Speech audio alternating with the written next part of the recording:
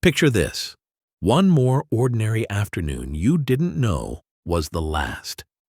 You hop off the school bus, the screen door slams behind you. Your book bag hits its usual spot by the wall. The television warms up with that soft glow, and the music from the Waltons or Little House rolls through the living room like it always did. You make your same old after-school snack, those crackers, that piece of toast, that little plate Mama always used, and curl up on the floor, thinking there'll be 1,000 more days just like it. But there was one last time you came home, watched those shows, and ate that snack as a kid. You just didn't know it was the last time yet. Today we're going back to those small, quiet moments of childhood that seemed ordinary then, but feel like the very best part now. In this video, we'll walk through 25 simple after-school snacks from the 1960s and the 1970s. Number 1 is about as plain as it gets, but somehow it never felt plain at all. A plate of saltine crackers with peanut butter or a little square of cheese on top. You'd hear that sleeve of crackers slide out of the box, that soft crinkle as Mama opened it, and the butter knife scraping around inside the peanut butter jar. She didn't measure a thing. She'd just stand there at the counter, still in her work clothes or her house dress, spreading peanut butter all the way to the edges, or laying those little orange cheese squares just so, while you were already asking, "Is it on yet?" By the time the TV warmed up and the music from the Waltons or Little House started, you were padding back to the living room with a plate that wasn't fancy, but it was yours. You'd sit on the floor or tuck your legs up under you on the couch, balancing that plate on your knees, trying not to drop crumbs in the cushions. Those crackers went soft just a little where the peanut butter met the salt, and you'd take your time, one bite during the opening, another during the first scene, making it last like you had all the afternoons in the world. It was the kind of snack you barely even noticed back then. And now you'd give just about anything to sit down and eat it in that same room, with those same people, one more time. Number 2 is cinnamon sugar toast, the one that could make the whole house smell sweet before you even took a bite. Back then it always started the same way, soft white bread on the counter, Mama reaching for the butter that had been sitting out, just soft enough to glide right over the top. She would spread it all the way to the crust, then shake that little jar of cinnamon sugar, tapping it with her hand so it rained down in a thin, even coat. She would slide the pan under the broiler, and you would stand there on your tiptoes, watching through that tiny oven window while the sugar melted and bubbled. The edges of the bread would start to curl and go just a little brown, and you could smell that warm cinnamon drifting down the hallway, even over the sounds of brothers and sisters dropping their books and arguing over the good spot on the couch. By the time the theme from the Waltons or Little House started up, she was cutting that toast into little rectangles or triangles, piling them on a plate you would recognize anywhere. You would carry it careful as a waitress into the living room, trying not to let the pieces slide off while you got settled right in front of the TV. The first bite was always too hot, and you would hiss a little air through your teeth. But you kept eating anyway. Crusts a little crispy, middle soft and buttery, sugar cracking just a bit on top. You would lick your fingers between scenes so you would not smear cinnamon on the furniture, and you never once stopped to think, this might be the last time I do this as a kid. It was just cinnamon toast and a TV show. And now, looking back, that simple plate feels like the taste of coming home. Number 3. Ants on a log, celery sticks stuffed with peanut butter and dotted with raisins. A lot of us didn't care one bit about the celery, but we sure did love that peanut butter and those sweet little raisins lined up like a parade. You'd trot into the living room, celery sticks wobbling, and flop down on the carpet or that old sofa. The first bite was always a little noisy, a crunch of celery, creamy peanut butter, then that chewy little pop of a raisin, and somehow it all just worked. You might line them up on the coffee table and eat them in order, one for each commercial break, not thinking about vitamins or sugar or any of that, just happy to have something to nibble while you watched your favorite family on the screen. Back then it was just celery, peanut butter, and raisins. Now, when you picture that plate in that living room, it feels like one more small, perfect piece of a childhood you didn't know you were saying goodbye to. Number 4. Apple slices dipped in peanut butter. Mama would cut those apples into wedges, sometimes peel them, sometimes not, and set the peanut butter in a little saucer right beside them. By the first commercial break, there would be peanut butter on your fingers, on your shirt, and probably on the remote.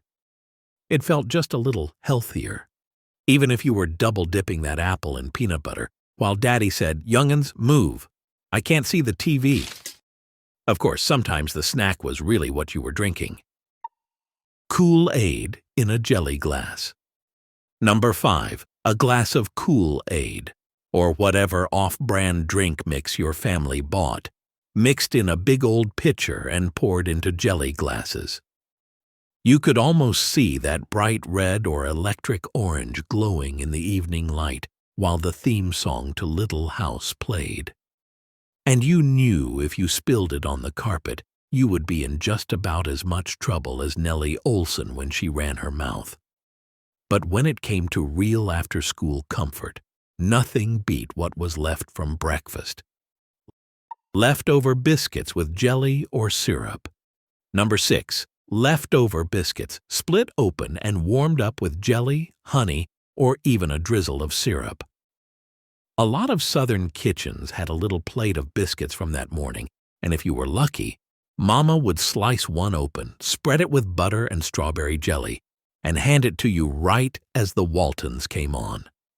One bite of that fluffy biscuit with sweet jelly, and you were set for a whole episode. And if there were no biscuits, the next snack was always a winner. Number 7 is Bologna and cheese on soft white bread.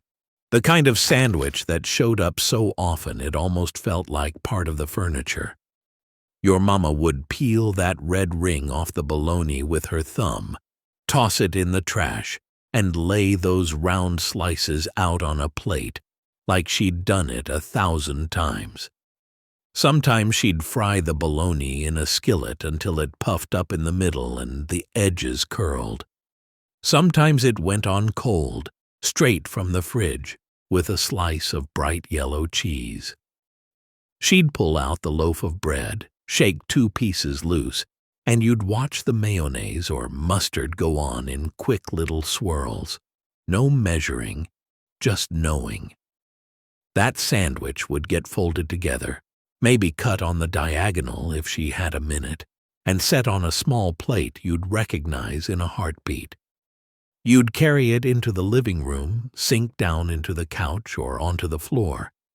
And by the time you took that first big bite, the opening scenes of the Waltons or Little House were already rolling. You'd sit there taking big bites, watching John Boy wrestle with his writing while you tried not to let the mustard drip down your fingers. The bread stuck to the roof of your mouth a little. The bologna was salty and familiar. The cheese just soft enough from the warmth of your hands, and it all tasted like an ordinary afternoon. The kind you figured you'd have forever. For some of y'all, though, the cheese went on crackers instead. Number 8, pimento cheese spread on crackers or smeared thick on a piece of bread.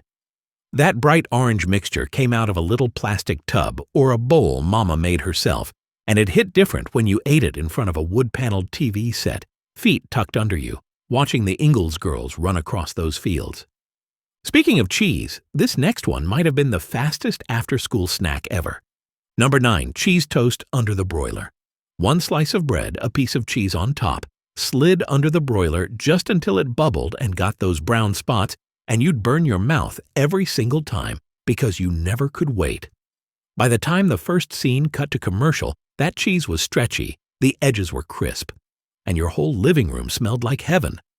And if somebody in your house had a sweet tooth, they might have taken that same idea in a sugary direction. Number 10, Ritz crackers with peanut butter and a little marshmallow on top. Run under the broiler until it got toasty. It was like a tiny s'more, and a peanut butter cracker had a baby, And it felt way fancier than it really was, especially if you ate it off a TV tray with a napkin folded just so. Or maybe your mama liked to use up the last banana and a handful of cookies. Number 11, a banana sliced over vanilla wafers or over a little bowl of cornflakes. The banana would soften the cookies just enough that they almost turned into pudding, and you'd sit there scraping the bottom of the bowl while watching a big family eat supper together on TV, wishing your plate looked just like theirs. Now, we've talked homemade, but let's be honest. There were days when a store-bought treat felt like winning the lottery, Little Debbie or other snack cakes. Number 12 is those Little Debbie and other snack cakes, the treats that made an ordinary afternoon feel just a little bit like Christmas. They didn't come out every day. Sometimes you had to bring home a good report card, or it had to be payday, or Mama had picked up a box on sale and tucked it in the pantry like a secret. You'd hear that crinkle as the box opened, then the soft tear of the plastic wrapper, and just seeing that oatmeal cream pie Swiss roll or zebra cake on the counter felt like winning something. She'd set one on a plate, or sometimes just hand it to you right out of the wrapper, and you'd head for the living room already taking that first bite while the theme from the Waltons or Little House started up. The icing would stick to your fingers, the cake would be just a little squashed from being packed in a lunchbox or riding home in a grocery sack, and you'd try to eat around the edges first to make it last longer. You weren't thinking about sugar or calories or anything like that. You were just a kid with a snack, a favorite show, and the feeling that life was pretty good. Back then, it was just a Little Debbie and an after-school rerun. Now, when you remember peeling back that wrapper in that same old living room, it feels like one of those tiny, perfect luxuries of childhood you never even knew to be grateful for. Number 13, pudding cups or a little bowl of homemade pudding.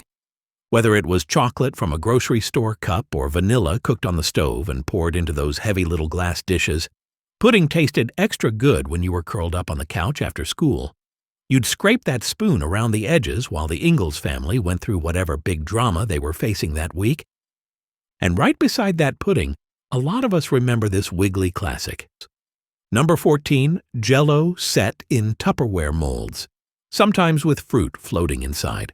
It might come out bright red with canned peaches or fruit cocktail suspended in it, plopped onto a plate with that little wobble that made all the kids laugh. A slice of that on a weekday afternoon made it feel almost like Sunday dessert, even if it was just plain old gelatin from a box. Let me know in the comments. Did your family lean more toward Jell-O, pudding, or snack cakes for after-school treats? And what show was on while you ate it? Now let's move back to something that tasted like pure country comfort. Number 15, leftover cornbread crumbled in a glass of milk or buttermilk. A lot of folks grew up with this as a regular snack or even supper. Big chunks of day-old cornbread soaking in cold milk, eaten with a spoon while the TV glowed in the corner. That first bite took you right back to Grandma's kitchen, whether you were on a farm or in a little brick ranch house. And if you wanted something with a little more crunch, Mama might have reached for the popcorn kernels. Number 16, popcorn popped on the stove in a heavy pot. Before microwave bags, you'd pour oil in the bottom, rattle those kernels around, and listen for that first pop. Then the whole pot would come alive like a little thunderstorm. Poured into a big bowl and passed around while you watched Little House, that popcorn tasted better than anything from a movie theater. And if the weather was chilly or rainy, this next one might have been your all-time favorite. Number 17 is grilled cheese and tomato soup, the kind of after-school snack that felt like a whole hug in a bowl.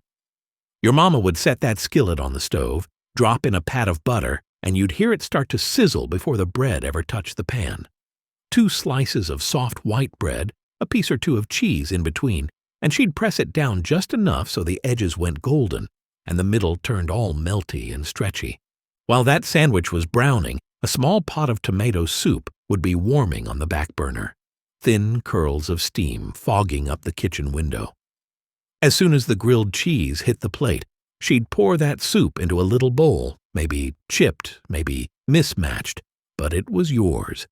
You'd carry the whole thing into the living room like it was fine china, setting it carefully on the coffee table or TV tray while the opening scenes of the Waltons or Little House came on. You'd dip the corner of that sandwich into the soup, watching the cheese stretch and the bread soak up just enough red to turn the edges soft, and take a bite that warmed you clear through. Maybe it was cold outside, maybe it had been a hard day at school, but with that bowl, that sandwich, and that familiar TV family on the screen, everything felt all right. Back then, it was just a quick supper before homework. Now it feels like the taste of being taken care of. Number 18, half a sandwich made from whatever salad was in the fridge, tuna, pimento cheese, or egg salad.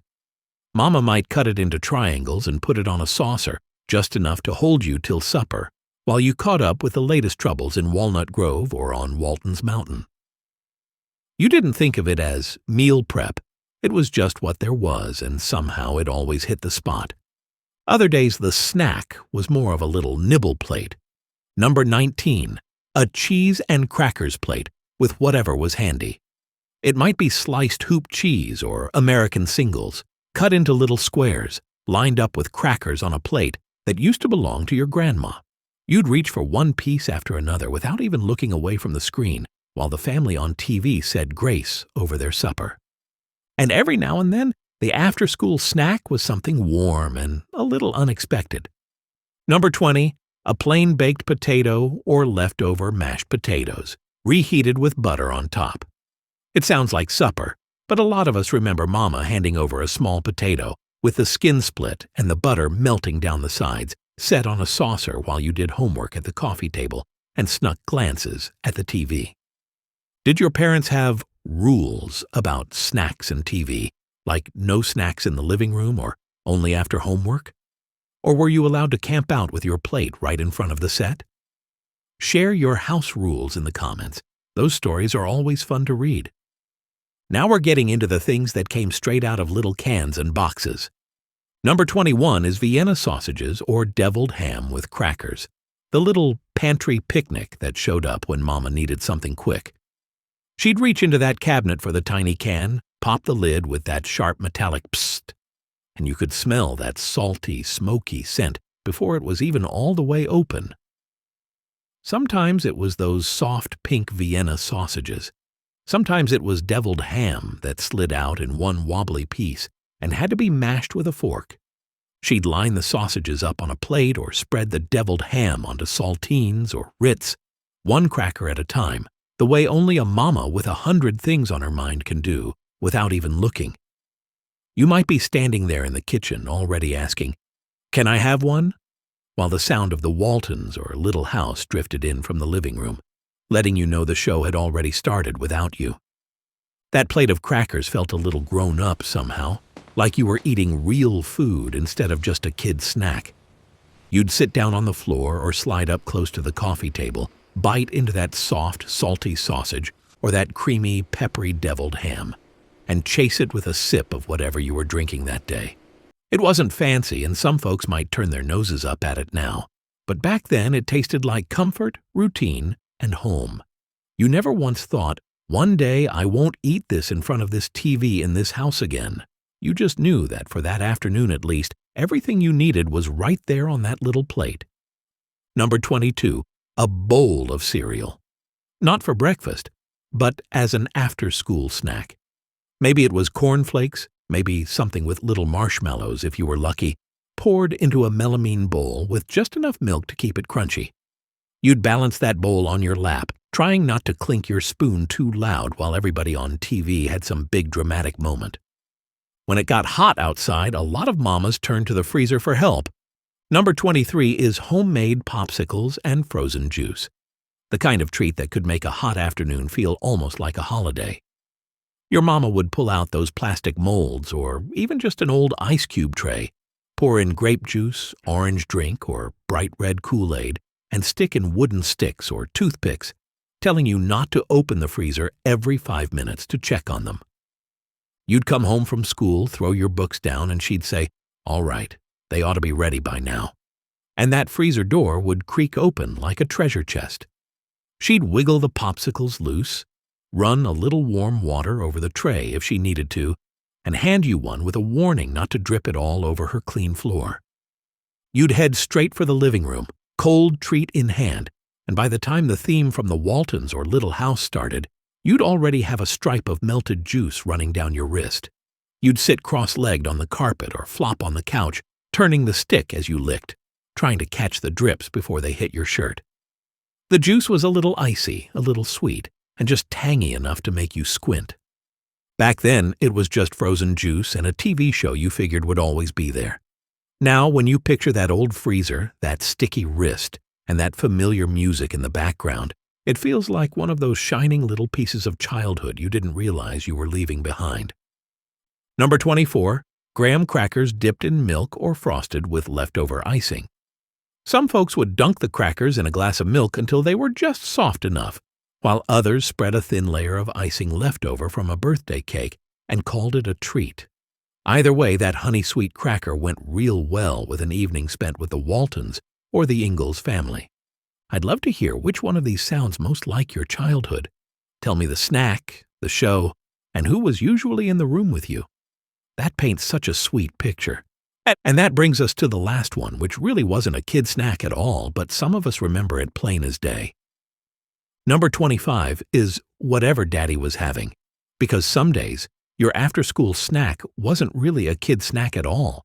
It was a little share of whatever he fixed for himself once he got home and loosened his tie or kicked off his work boots.